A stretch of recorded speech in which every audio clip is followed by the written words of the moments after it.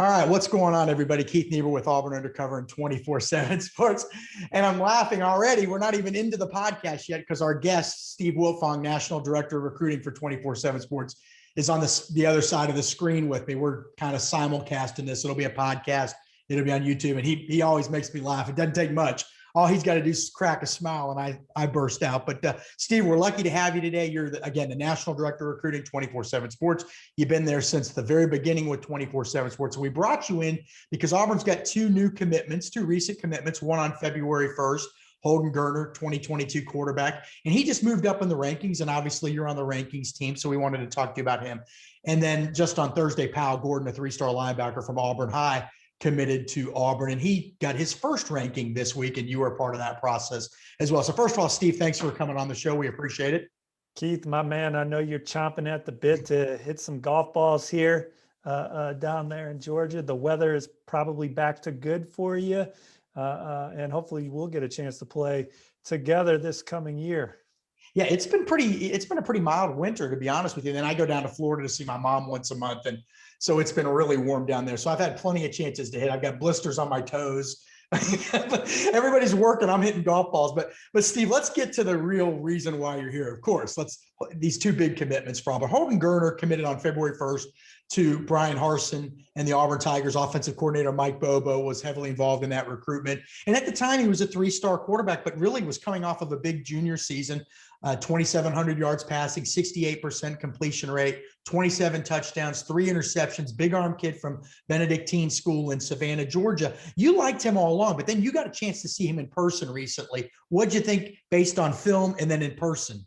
Yeah, well, seeing him in person, he's a big, strong kid that can throw the hell out of the football. I mean, he's one of the stronger arm quarterbacks in the class that I've seen so far, but it's more than just his arm talent. This is a young man that showed tremendous improvement from sophomore to junior year. You talked about the close to 2,800 passing yards. He only had 1,400 as a sophomore. He only had to throw the ball 30 more times to nearly double his production. So he's seeing the field a whole lot better, getting the ball to wideouts in positions to make plays, and they're just moving the chains at a much better rate with him throwing the football, and the completions just went up, 70 more completions than the season before. So that completion percentage shot up as well. But even more importantly, Keith, the touchdowns went up from 14 to 25, and those interceptions dropped from 12 to 3. So taking much better care of the football. And I talked to him afterwards. He just said he just matured, and obviously pointed to his decision making as the big thing. And even like he said, the obvious. I tried to limit my interceptions, and that helped a lot. Yeah, man, don't turn the ball over. But really, I think just being, I think they were more vertical. He was much more of a vertical threat as a junior. And then in Myrtle Beach, seeing him over the weekend in that 7-on-7 setting, I don't know if anyone fit more tight window throws than him. I mean, the velocity he throws the football with and the way he sees the field, I think that he's a fine quarterback. And his commitment kind of really went under the radar. You see Gunnar Stockton commit to Georgia, and he's the ballyhooed guy in the state. Auburn makes this quick pivot to Holden Gardner, who's a 3-star at the time, and commits him. And that could end up being a big get for Harsin and Bobo and company as, they start bringing in their guys for their Auburn football program. Steve, you touched on his arm strength a little bit. You've covered so many quarterbacks through the years. I mean, Trevor Lawrence, those guys like that, guys with the huge cannons. How strong is his arm? And granted, that's not the end all be all for a quarterback. I mean, I think sometimes we forget about how much of it comes down to what's in between the ears. You know what I mean? No but arm strength wise, what'd you think? Well, arm strength wise, I mean, you got to have the talent, first of all. I mean, we have seen a lot of guys with talent fizzle out, but it's hard to even get in the game if you can't do certain things, and he can do certain things. But we talked about the development that he had, completion percentage way up, touchdowns up, completions in general up, interceptions way down. And so I like the way it's trending for Holden, and would think that he'll have an even better senior year with this trajectory.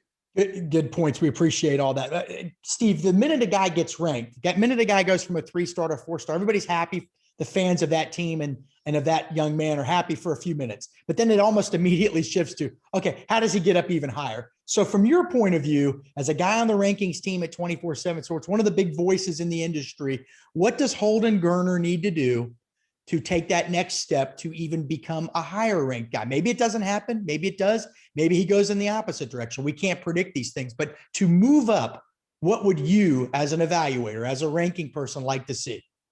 Well, we already know what the film says. And I think my colleague Gabe Brooks has the stat, but I think Holden Gardner's pass attempt to interception ratio was the lowest of our top ranked quarterbacks. Don't completely quote me on that, but he's in the top 2 or 3 in that category.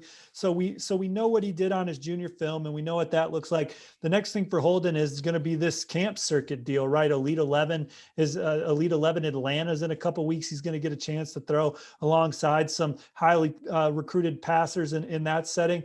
And then hopefully he advances in that. I think he's going to be part of this quarterback collective series as well. So hopefully we get a chance to see him at that as well. And so just getting a chance to see Holden throw next to other guys that are playing, that are also highly ranked, and getting a chance to see how they stack up in those settings will be big. And then of course that senior year progress that we just talked about, and what kind of a trajectory he'll have in his final high school season. I mean, it really does at the end of the day, more important than anything else is how a guy plays on Friday night, right? I mean, he's got to have all the tools, but then he's got to go out and be able to, those tools have to be applied to Friday night and get those things done. Intelligence wise, you're looking for bright guys to play quarterback. You're looking for guys with leadership skills. I mean, I know you were around him for a couple of days. You haven't known him forever, but just initial impressions on him as a guy, as an IQ guy, as a guy that could potentially be a leader of a team. I mean, what just, is he an intelligent young guy? Is a high IQ kid? What do you think? Well, I think he is. I can speak to the second thing better. He was fiery in that 7-on setting, Keith. He was as I struggled to say your name there, it made me think of my kid Keith, who has a funny nickname for you. Let's not get into this, but because our conversations behind the scenes are typically PG-13, and Don't Cuss Keith is the nickname that we have around the house for Keith Niebuhr. But anyway, Holden, he's fiery, man. I mean, he's directing traffic, pointing where receivers should go. If they're not where they're supposed to be, you can see the angst in him as he's trying to almost will them to the spot he wants them to be at, where he's going to throw the football. So I do think that he has those leadership qualities and traits that are coveted at the position. And then the big reason why I think he chose Auburn, in addition to just the stage it is within the SEC, is Mike Bobo and Brian Harshin, and those two guys being former quarterbacks. Those are the kind of guys he wants to learn under and get better from. All right, let's take a quick commercial break. We'll be right back. Again, I'm Keith Niebuhr, and we are joined by 247 Sports National Director of Recruiting, Steve Wiltfong. Give us a couple seconds. We got to pay some bills.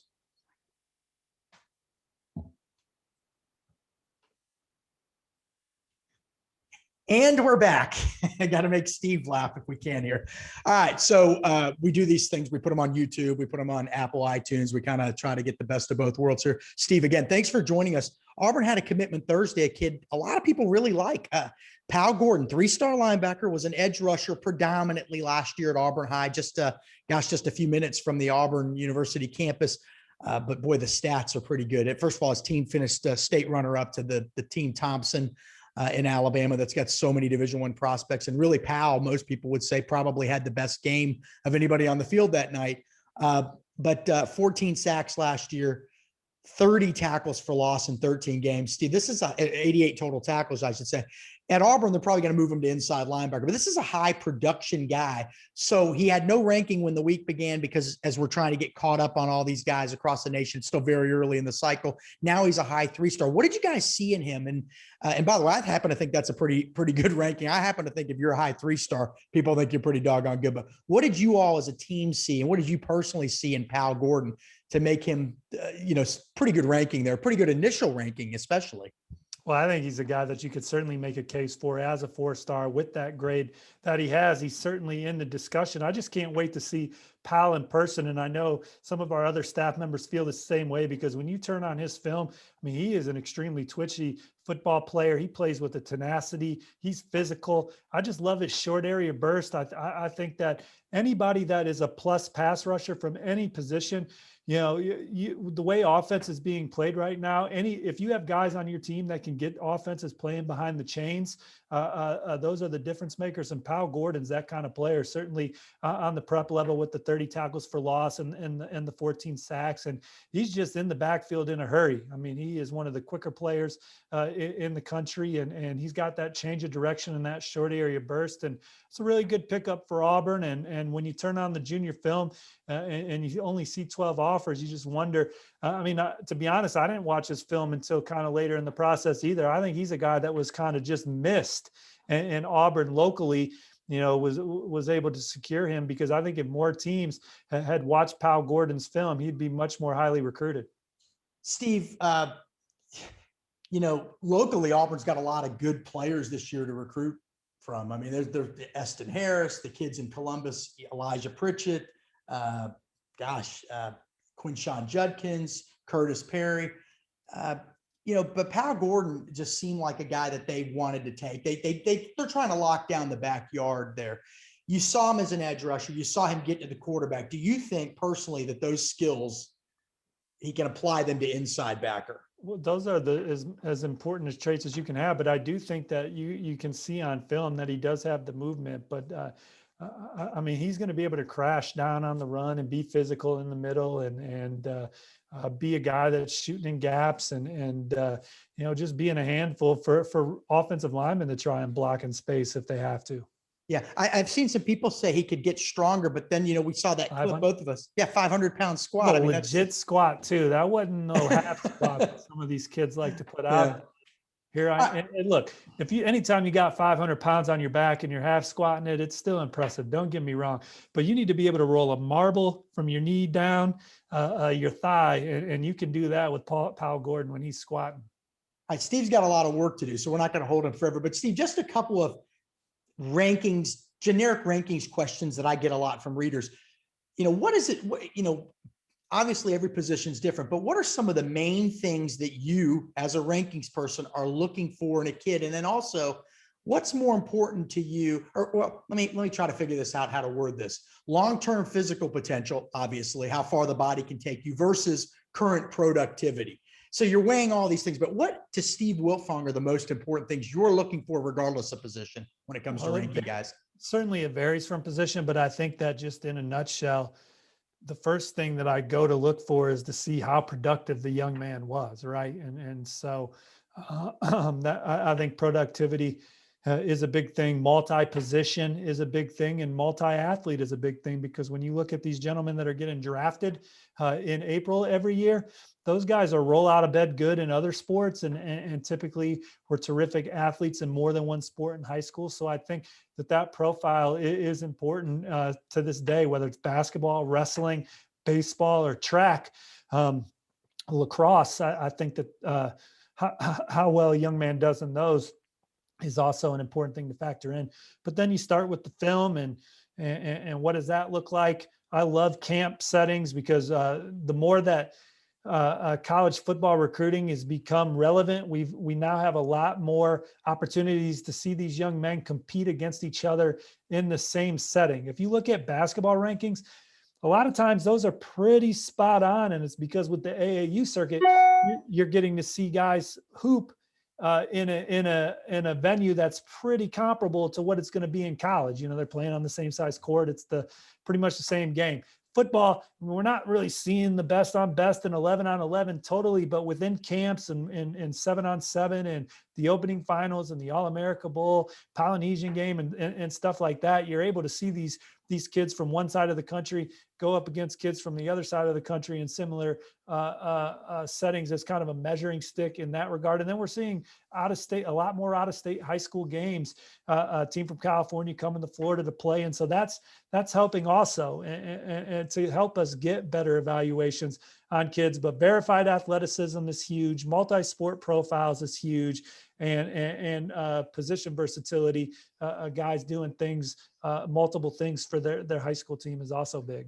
I would say the number one complaint we get, and this is the last question, Steve, number one complaint we get on our message boards is this: why do we, and we're not the only ones, but why do we rank people based on how we think they'll do in the NFL, how we think they'll get drafted? Why don't we rank them on how we think they'll produce in college?